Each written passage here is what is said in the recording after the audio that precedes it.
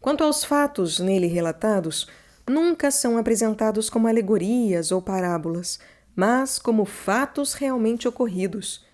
Não se pode dizer tampouco que, ao relatar os discursos de Jesus, São João exponha, na verdade, as suas ideias pessoais, pois em muitas passagens ele distingue claramente entre as palavras de Cristo e as reflexões pessoais que faz sobre elas.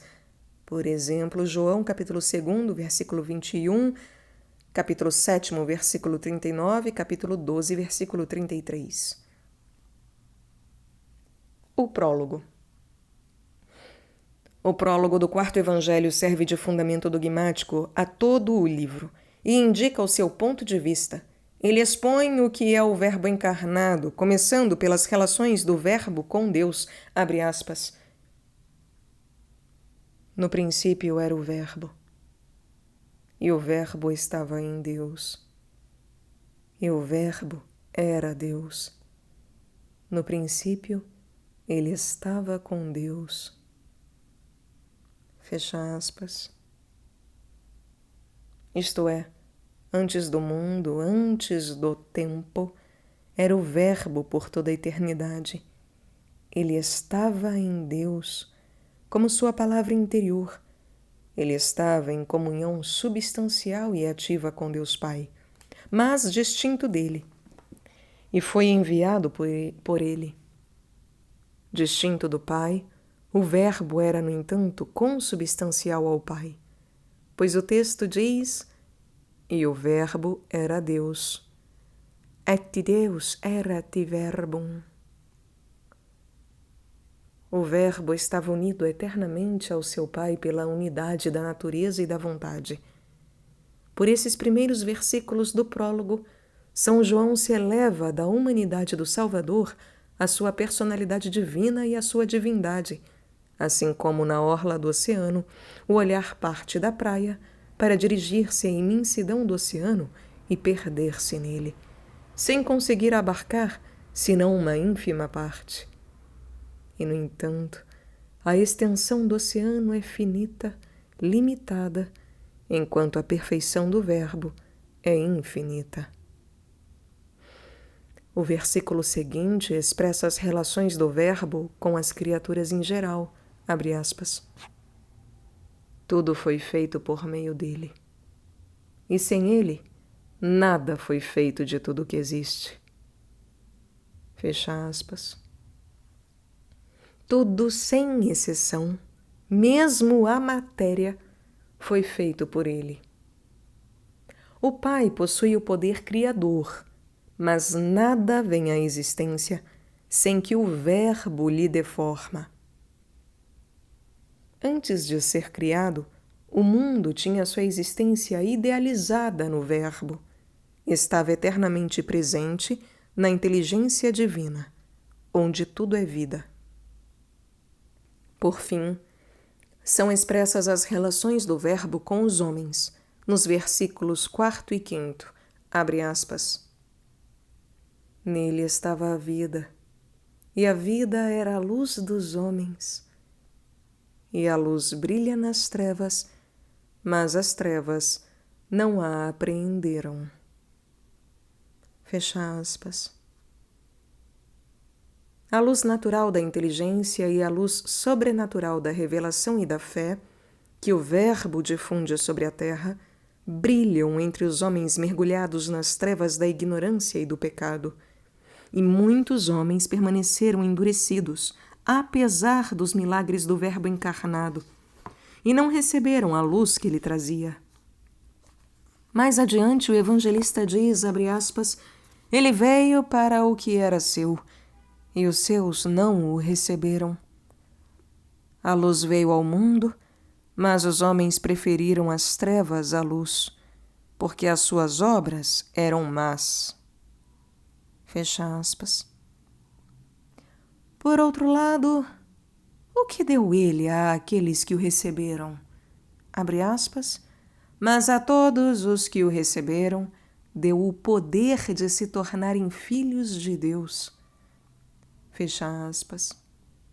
Isto é, a todos aqueles que o receberam como Criador e Autor da salvação eterna, fossem judeus ou pagãos, deu o poder de se tornarem, na ordem sobrenatural, filhos de Deus por adoção. Essa filiação não resulta da geração natural, não vem do sangue nem da vontade da carne, do cego instinto dos sentidos e nem da vontade do homem, iluminada pela razão. Não. Vem imediatamente de Deus. Pode-se dizer que o filho adotivo de Deus nasceu de Deus, no sentido em que Jesus dirá a Nicodemos, abre aspas, quem não nascer da água e do Espírito pelo batismo não pode entrar no reino de Deus, pois o que nasceu da carne é carne, e o que nasceu do Espírito é Espírito. Fecha aspas. São Pedro diz igualmente que pela graça que nos santifica, tornamo-nos participantes da natureza divina, participamos da vida íntima de Deus. Tal é o Verbo em suas relações com Deus Pai e com os homens. E o Verbo se fez carne e habitou entre nós. A palavra carne aqui significa homem, como muitas vezes na linguagem bíblica. Ela foi escolhida para melhor frisar a realidade da humanidade de Cristo e o supremo rebaixamento do Verbo. Todas as heresias relativas a Cristo Jesus virão esfacelar-se contra esta palavra, quer neguem a sua divindade, quer a realidade de sua humanidade, ou a união de ambas na pessoa do Verbo. Quais são as fontes desta doutrina? Elas se encontram no próprio ensinamento de Nosso Senhor, conservado na tradição apostólica e comparado com o que o Antigo Testamento nos diz sobre a sabedoria eterna e a palavra de Deus. Depois do prólogo, o quarto evangelho se divide naturalmente em duas partes. Na primeira, Jesus manifesta sua missão e sua divindade durante a sua vida pública. Na segunda, Jesus manifesta sua missão e sua divindade durante sua paixão e depois de sua ressurreição. Jesus manifesta sua missão e sua divindade durante a sua vida pública. Em primeiro lugar, Jesus é reconhecido como Deus pelos homens de boa vontade. Depois, a incredulidade e a oposição de muitos judeus se manifesta e aumenta. E por fim, Jesus é glorificado em sua entrada triunfal em Jerusalém. Essas são as três divisões dessa primeira parte. Jesus é inicialmente designado como Messias e Filho de Deus por João Batista. Abre aspas, eis o Cordeiro de Deus, eis aquele que tira o pecado do mundo. Vi o Espírito descer do céu como uma pomba e permanecer sobre ele. Eu não o conhecia, mas aquele que me enviou para batizar com água disse-me, aquele sobre quem vires o Espírito descer e permanecer é o que batiza com o Espírito Santo. E eu vi, e dou testemunho de que ele é o Filho de Deus. Fecha aspas. No dia seguinte e no outro, os primeiros discípulos, André, Simão Pedro, Filipe e Natanael, reconhecem Jesus como Messias e mesmo, segundo o testemunho de João Batista, como Filho de Deus. Depois, Jesus realiza o seu primeiro milagre em Caná e se manifesta a Jerusalém expulsando os vendedores do templo. Não façais da casa de meu pai uma casa de comércio, disse ele. Muitos, vendo os milagres que ele fazia, creram nele.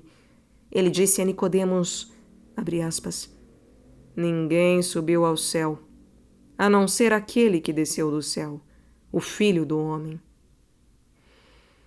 É preciso que o Filho do Homem seja levantado, a fim de que todo aquele que nele crer tenha a vida eterna.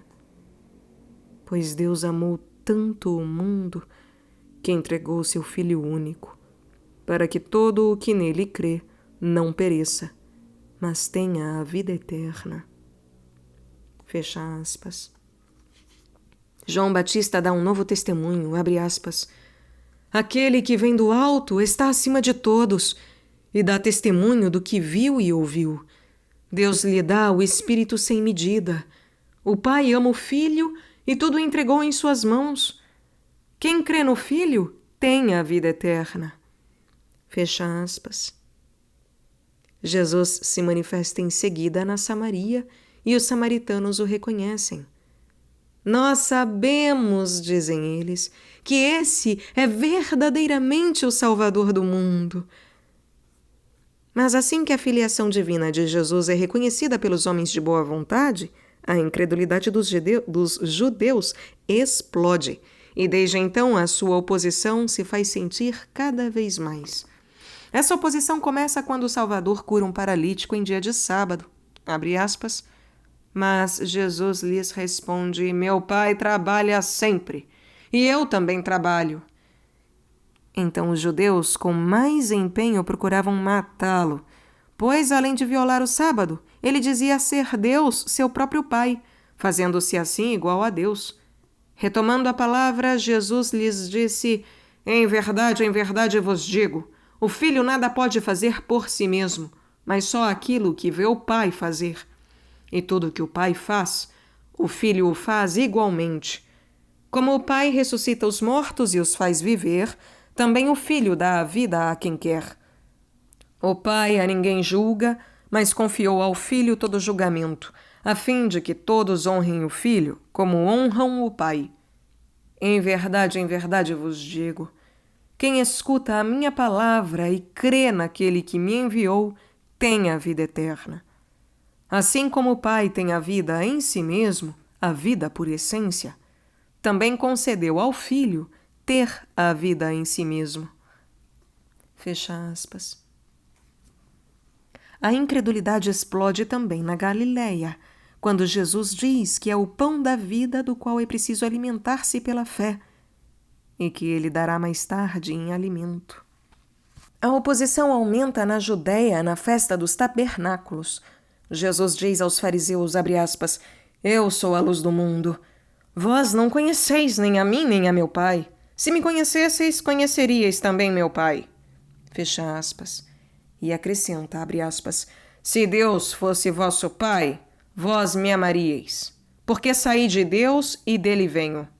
Abraão, vosso pai, exultou por ver o meu dia. Ele o viu e encheu-se de alegria. Fecha aspas. Os judeus lhe disseram então, não tens ainda 50 anos e viste Abraão? Jesus responde, abre aspas, em verdade vos digo, antes que Abraão existisse, eu sou. Então apanharam pedras para atirar nele.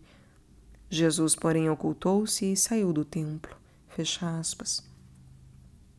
Esta frase, antes que Abraão existisse, eu sou, indica a pré-existência eterna e imutável da pessoa do Verbo, antes da encarnação. A mesma oposição se acentua ainda mais por ocasião de um discurso feito por Jesus na festa da dedicação. Nosso Senhor, que passeava pelo templo, disse, abre aspas, as minhas ovelhas escutam a minha voz. Eu as conheço e elas me seguem. Eu lhes dou a vida eterna, e elas jamais perecerão. E ninguém as arrebatará da minha mão. Meu Pai, que as deu a mim, é maior que todos, e ninguém pode arrebatá-las da mão do meu Pai. Eu e o Pai somos um. Fecha aspas. Novamente, os judeus apanharam pedras para apedrejá-lo como um blasfemador. Abre aspas. Porque, disseram eles, sendo apenas homem, tu te fazes Deus. Fecha aspas. Com efeito, Jesus acabava de afirmar sua divindade ao dizer, eu e o Pai somos um, e ao atribuir a si mesmo, como ao Pai, a onipotência, em virtude da qual ele conserva as almas no bem, de modo que ninguém as possa arrebatar de sua mão. Os judeus compreenderam muito bem que ele tinha afirmado não somente a sua messianidade, mas a sua divindade, e por isso o acusaram de blasfêmia e quiseram apedrejá-lo. Eles, que esperavam o Messias, mas um Messias conquistador, que correspondesse aos seus preconceitos nacionalistas. Algum tempo depois, tendo dito, eu sou a ressurreição e a vida, Jesus ressuscita Lázaro. Muitos judeus que testemunharam o milagre creram nele, e então os membros do Sinédrio, decidem matá-lo. E por fim, ao final do seu ministério, Jesus faz uma entrada triunfal em Jerusalém. Alguns gentios desejam vê-lo. Uma voz vinda do céu faz ouvir estas palavras: Eu o glorifiquei e glorificarei novamente. E então Jesus diz: Quando eu for elevado da terra, atrairei todos a mim. Contudo, os inimigos do Salvador se mantêm incrédulos. Jesus manifesta sua divindade durante sua vida dolorosa e sua vida gloriosa. Na última ceia, nosso Senhor diz a seus discípulos: Vós me chamais Mestre e Senhor, e dizeis bem, pois eu o sou. No discurso após a ceia, Jesus diz: Eu sou o caminho, a verdade e a vida. Ninguém vai ao Pai senão por mim. Ninguém, senão Deus, poderia dizer não somente eu tenho a verdade e a vida, mas eu sou a verdade e a vida. Pois somente Deus é o próprio ser que subsiste eternamente. Mais adiante, quando Filipe pede: Senhor, mostra-nos o Pai, e isto nos basta, Jesus lhe responde: Há tanto tempo estou convosco e ainda não me conheces, Filipe? Quem me vê, vê o Pai. Não crês que eu estou no Pai e o Pai está em mim? O Pai, que permanece em mim, é Ele mesmo quem realiza as obras. Isto é, os milagres que Jesus opera. Ao prometer o Consolador, o Espírito da Verdade, Jesus acrescenta, abre aspas, Ele me glorificará, porque receberá do que é meu, e vos anunciará. Todo o que o Pai tem é meu. Por isso vos disse que Ele, o Espírito Santo, receberá do que é meu, e vos anunciará. Fecha aspas. Na oração sacerdotal, Jesus diz ainda, abre aspas, Pai, chegou a hora. Glorifica teu Filho, para que teu Filho te glorifique, e para que ele dê a vida eterna a todos aqueles que lhe deste. Eu concluí a obra que me encarregaste de realizar, e agora glorifica-me, Pai, junto de ti, com a glória que eu tinha junto de ti antes que o mundo existisse. Fecha aspas. Abre aspas.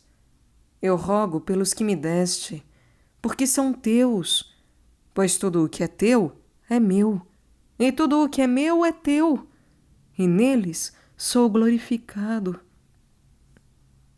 Fecha aspas. Depois, a glória divina de Jesus se manifesta em sua paixão, apesar do ódio de seus inimigos e das humilhações que estes lhe infligem. Os soldados que vieram com Judas recuam e caem por terra quando Jesus lhes diz: A quem procurais? A Jesus de Nazaré. Sou eu. A Pilatos ele declara: O meu reino não é deste mundo. Quem é da verdade, escuta a minha voz. E quando Pilatos, procurando salvá-lo, diz: Não encontro nele motivo algum de condenação, os judeus lhe respondem: Nós temos uma lei, e segundo essa lei ele deve morrer, porque se fez filho de Deus.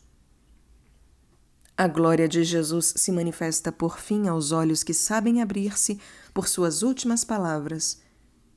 Todo está consumado.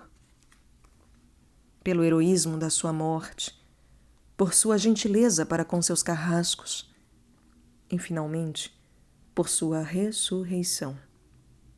Ela se manifesta por suas últimas recomendações aos apóstolos após a ressurreição. Abre aspas. A paz seja convosco. Como o Pai me enviou, eu também vos envio. Recebei o Espírito Santo. Aqueles a quem perdoardes os pecados, ser-lhes-ão perdoados. Aqueles aos quais os retiverdes, ser-lhes-ão retidos. Fecha aspas. O apóstolo Tomé, finalmente convencido da realidade da ressurreição, lhe diz: Meu Senhor e meu Deus! E por fim, após a pesca milagrosa, Jesus, cumprindo a promessa feita a Pedro, confia-lhe a missão de governar toda a igreja. Apacenta os meus cordeiros, apacenta as minhas ovelhas. Ele aparece assim cada vez mais claramente como a cabeça do reino de Deus. O que concluir sobre o testemunho relativo à divindade de Jesus contido no quarto evangelho? As declarações de Jesus aí encontradas exprimem manifestamente que ele é filho de Deus por natureza, e não por adoção.